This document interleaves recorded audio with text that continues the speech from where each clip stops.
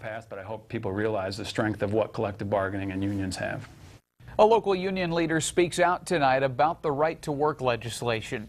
Good evening. The controversial bill passed out of the Indiana House yesterday, and now it goes on to the Senate. News Channel 15's Alyssa Ivinson talked to area lawmakers and union leaders today, and they say they're not surprised, but they are disappointed.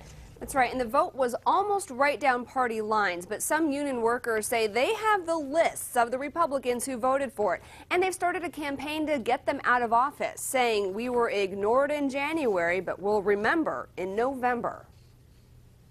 It's an important step forward. We did our best, and that battle is essentially passed now. Right-to-work legislation caused months of controversial debates and protests. It would prevent companies and unions from making contracts that require workers to pay union dues. Most Republicans argue it will bring business to the state. Most Democrats say it will weaken unions and ultimately lower everyone's wages. House Democrats tried to amend it and delay it with walkouts, but eventually ran out of options. I feel very strongly that the result will be bad for workers of Indiana.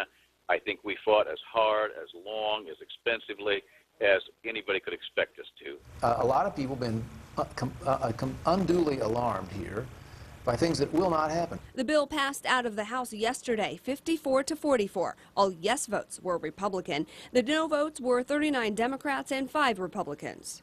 You just chopped me off at the knees and told me that if a member opts out of the union, I would now have to represent them for free. If the union's doing a good job, people will want to support it, and I'll just bet you it makes very, very little difference, even in the amount of dues that are paid. For the president of the IUE-CWA Local 901, Brent Eastham, the vote was disappointing. I do not believe at all that they listen to their people.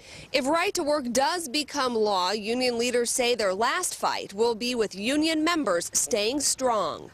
The only impact that right to work could really have is if our members, like a domino effect, started opting out. But if we show our companies across the state that we are in solidarity together, we are all in this together, and right to work has no impact.